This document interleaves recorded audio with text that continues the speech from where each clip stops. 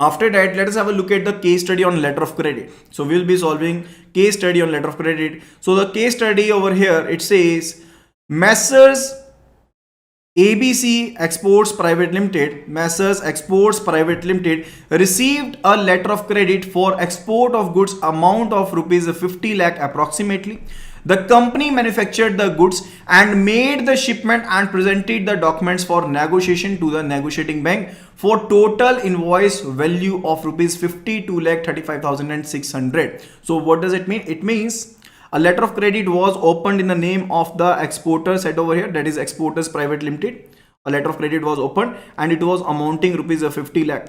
It was amounting rupees 50 lakh. Now the company manufactured, so the Exporters Private Limited manufactured the goods and made the shipment, and they shipped the goods, and further they presented the documents to the nominated bank, to the negotiating bank. The documents were presented by the Exports Private Limited company to the negotiating bank, and the documents of presenting was having an invoice value of 52.35 lakhs. So it was over and above the amount of letter of credit which was opened, over and above the amount of letter of credit which was opened by the opening bank. And further, the negotiating bank refused to negotiate the documents as the amount exceeded the amount of letter of credit. So now the negotiating bank refused so as to negotiate the documents. So the documents were not negotiated by the negotiating bank, as the amount of the documents presented were exceeding the amount of letter of credit which was mentioned over there and clearly. Okay, so what would be the position of the exporter in this particular given situation? What would be the position of the exporter in this particular given position? You need to answer, can it be accepted or not by the negotiating bank? Should it be accepted by the negotiating bank or not? You just need to answer writing 1, because this is the first case study, and you need to answer yes or no. You need to answer yes or no. It can be accepted by the negotiating bank if the negotiating bank is wrong, or the exporter is wrong. So which one of the party is wrong over here? And should it be accepted or not by the negotiating bank? So you need to answer yes or no in this particular regard. Okay, so kindly do answer it early, as the case is quite simple.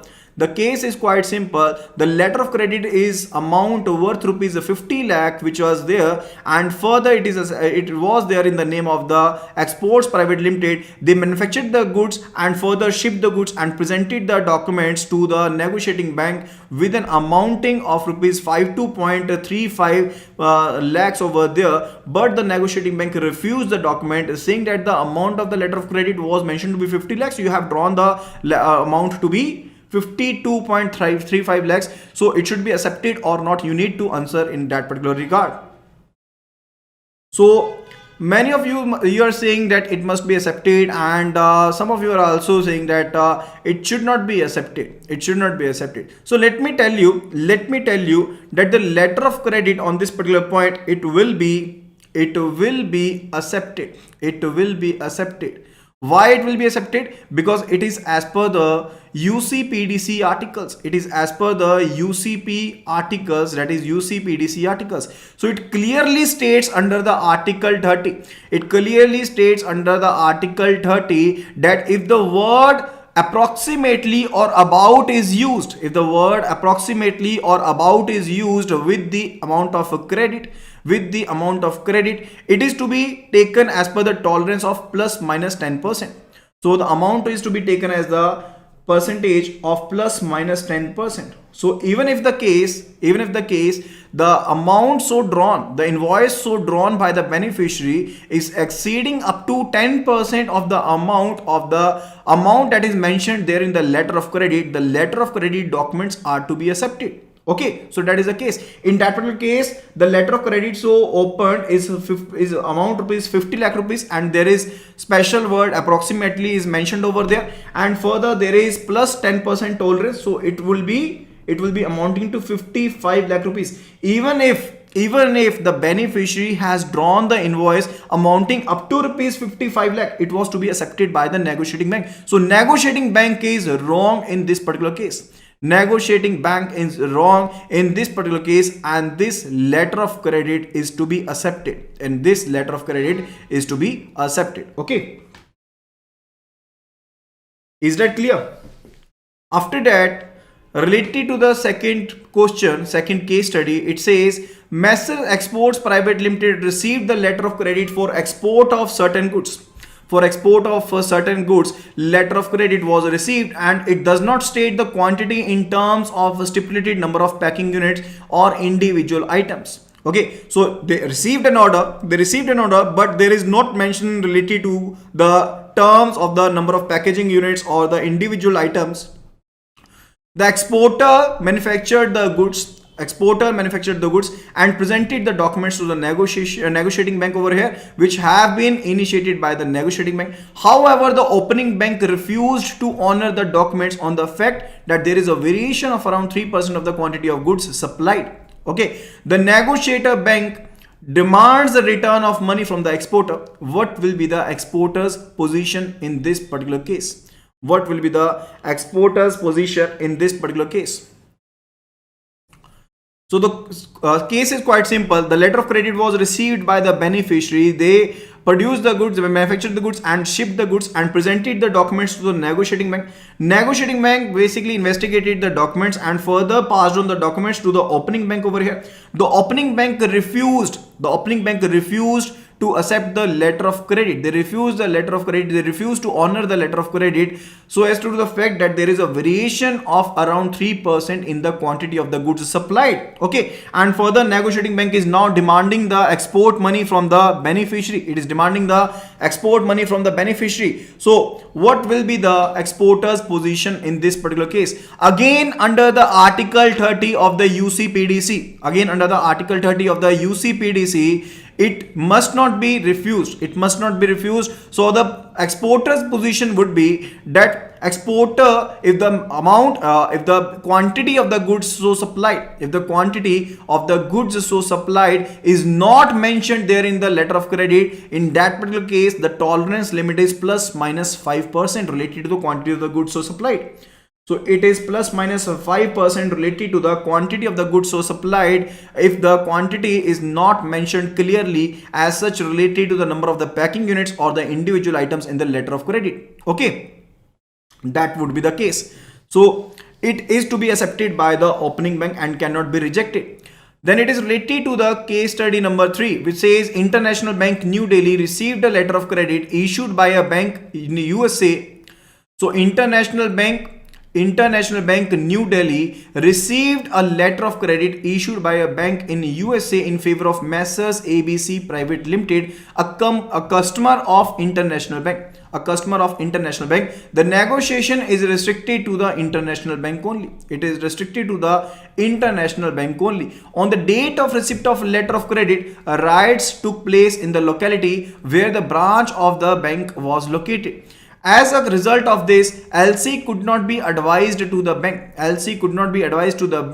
to the exporter immediately, and further later when the situation became normal, the exporter advised the letter of credit to the bank, but by the time of the expiry of the date of negotiation, documents had expired.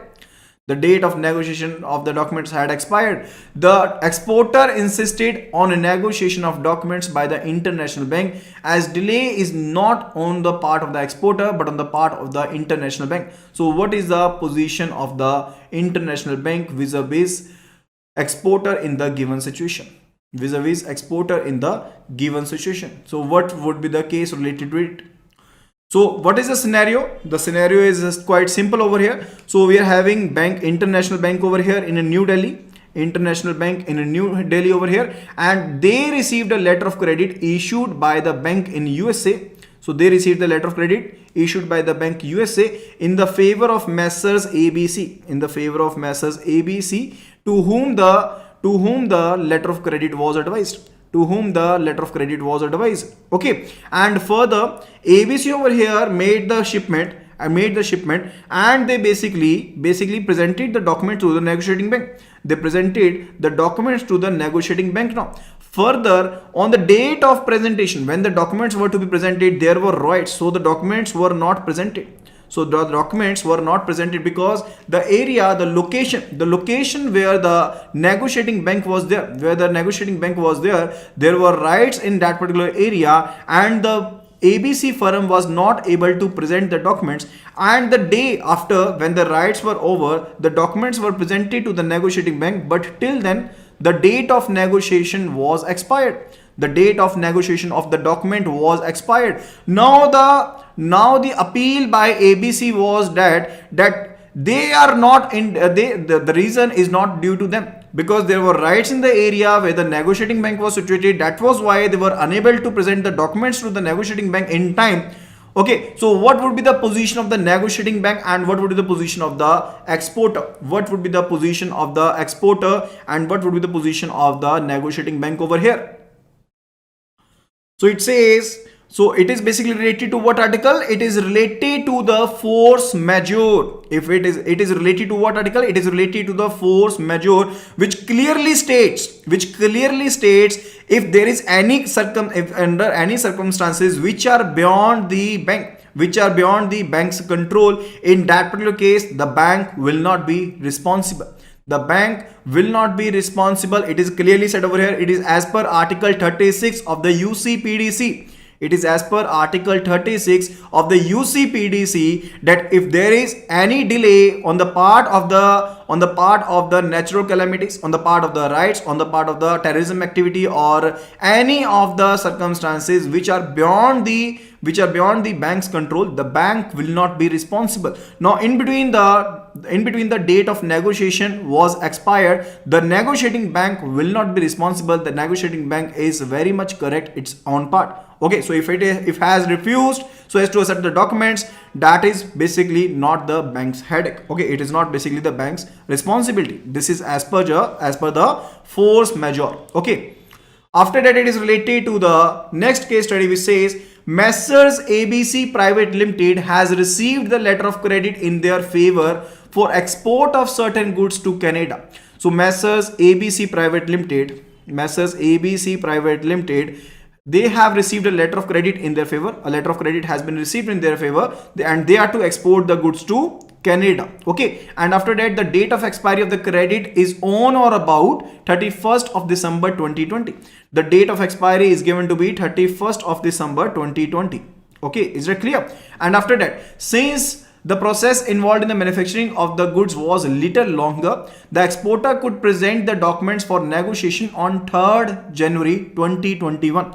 So ABC presented the documents to the negotiating bank on 3rd of January 2021. On 3rd January 21, the documents were presented by the firm ABC, that is the beneficiary to the negotiating. The presentation was done on 3rd of January 2021. The documents were not negotiated by the negotiating bank. The documents were not negotiated by the negotiating bank, and the exporter objected. The opinion of the exporter was there is no deficiency in the documents, that there is no deficiency or discrepancy in the documents, and in the opinion of the bank, the documents have not been presented for the negotiation in time. And negotiating bank said that the documents were not presented in time. The date of expiry related to the negotiation was mentioned to be 31st of December 2020, and you have presented the documents to us on 3rd of January 2021. So we are not responsible so as to negotiate your documents. We are not responsible so as to negotiate all your documents. In that particular case, what would be the position of the bank and the exporter? What would be the position of the bank and exporter?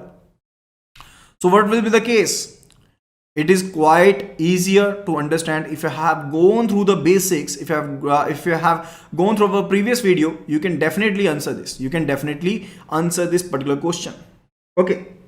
So it is related to what? It is related to the date of expiry on the credit. So what is the case actually over there? That the beneficiary gets 21 days from the date of shipment. So whensoever the shipment is made, the ABC, that is a beneficiary over here, gets the period of 21 days so as to present the documents to the negotiating bank, or up to the date of expiry of the letter of credit, which is 31st of December 2020. But along with it, special words are mentioned. These are mentioned to be on and about. There are words mentioned like on and about. If the words like on and about are mentioned, in that particular case, the period would be not only the 31st of December 2020, it will be plus minus 5 days. It will be plus minus 5 days. So it will be plus 5 days from this particular day and minus 5 days from this particular day. Okay, and further the 5 days are to be added up now. The 5 days are to be added up now. So 5 days, if we add it to it, it will be basically 5th of January. It will be the letter of credit could be presented to the negotiating bank up to 5th of January. Okay, so that says what? That means what? The negotiating bank was wrong on its part, because it is as per the terms and condition and as per the UCPDC articles, and as per the UCPDC articles, so it is to be accepted. It was to be accepted for the negotiation purposes, and it is as per the article 3 of the UCPDC. It is as per article 3 of the UCPDC. Is that clear? Okay.